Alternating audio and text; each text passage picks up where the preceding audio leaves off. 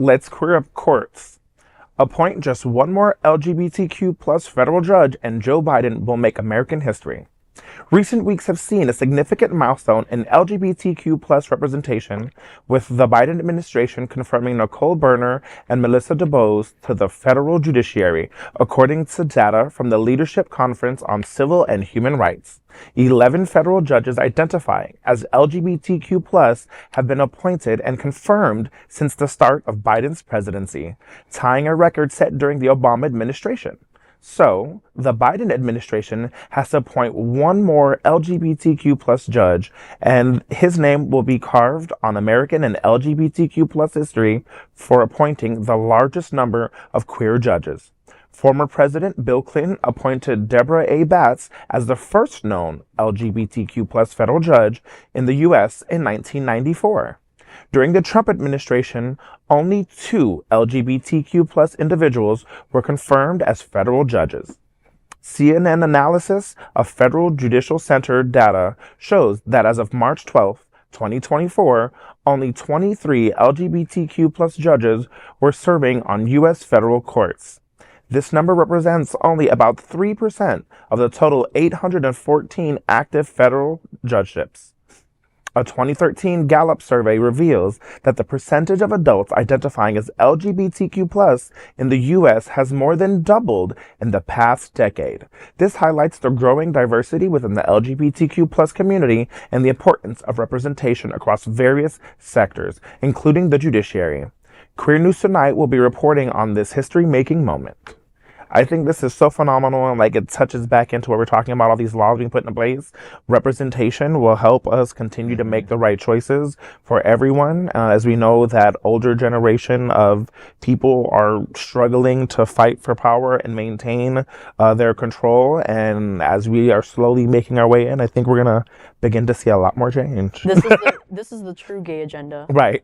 Yeah, it is. Gay agenda. It goes right up there next to brunch. Oh, yeah. But as much as I enjoy the joy of representation, as much as I cheer LGBTQ plus members who are being appointed to the federal court system, I think we should also caution ourselves that it is not as much as their actual sexuality that matters, or even gender.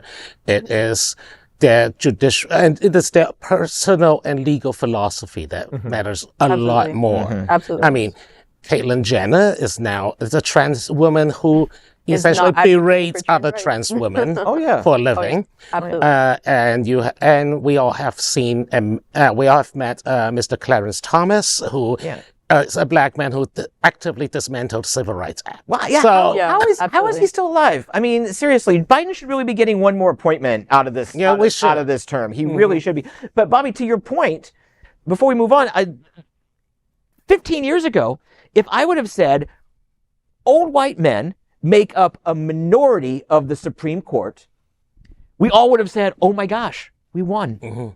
We won," but we didn't.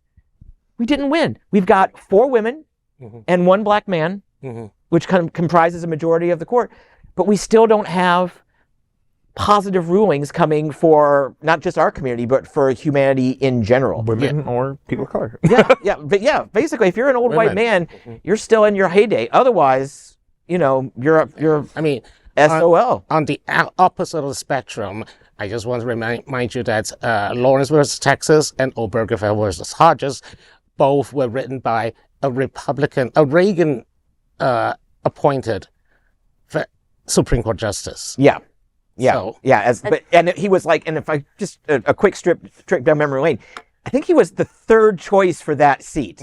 I think he was there was Bork and a different Ginsburg, not RBG, but a different Ginsburg. Both got rejected before they could get through confirmation. So we did finally get someone who was our ally, but they had to he was the 3rd choice, and he stealthily went in.